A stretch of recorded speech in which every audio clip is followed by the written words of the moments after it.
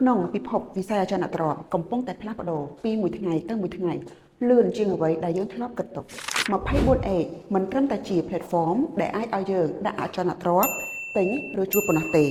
ពួកយើងមានប្រព័ន្ធគ្រប់គ្រងអតិថិជនវៃឆ្លាតនិងបច្ចេកវិទ្យាជាច្រើនទៀតសម្រាប់ភ្នាក់ងារអចលនទ្រព្យលើសពីនេះយើងធ្វើការវិភាគទីផ្សារអចលនទ្រព្យព្យាករណ៍និងស្វែងយល់អំពីតម្រូវការ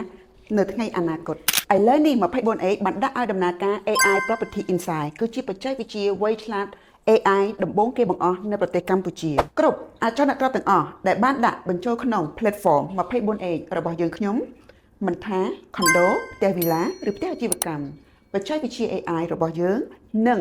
វិភាគទិន្នន័យអំពីតម្លៃទិញឬជួលអំពីអចលនទ្រព្យរយៈពេល3ទៅ5ឆ្នាំខាងមុខការគណនា ROI ការជួលប្រចាំឆ្នាំបច្ចេកវិទ្យាវៃឆ្លាតរបស់យើងនឹងវិភាគលើទិន្នន័យចំនួន7ដូចខាងក្រោមនេះទី1 AI Quick Insight ទី2ហេតុផល5យ៉ាងដែលអតិថិជនគួរទិញឬជួលអចលនទ្រព្យទី3លក្ខខណ្ឌប្រកួតប្រជែងរបស់អចលនទ្រព្យធៀបជាមួយនឹងទីតាំងផ្សេងៗទី4ការគណនា ROI ពីចំណូលជួលប្រចាំឆ្នាំ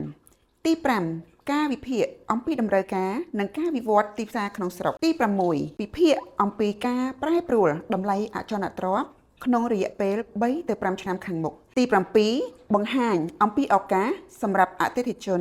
និងអ្នកវិនិយោគថាហេតុអ្វីចាំបាច់ត្រូវវិនិយោគទិញឬជួលអចលនទ្រព្យមួយនេះឥឡូវនេះលោកអ្នកអាចប្រើប្រាស់សក្តានុពលរបស់ AI ប្រកបដោយភាពឆ្លាតវៃលឿនជាងមុននិងដើម្បីសម្រេចចិត្តប្រសើរជាងមុនព័ត៌មានលម្អិតសម្រាប់អចលនទ្រព្យនីមួយៗត្រូវបានវិភាគដោយប្រើបច្ចេកវិទ្យា AI 5រួមបញ្ចូលគ្នាដើម្បីទទួលបាននូវព័ត៌មានសុក្រភាពតោះរងចាំអីទៀតចុះឈ្មោះប្រើប្រាស់ឥឡូវនេះដោយមិនគិតថ្លៃ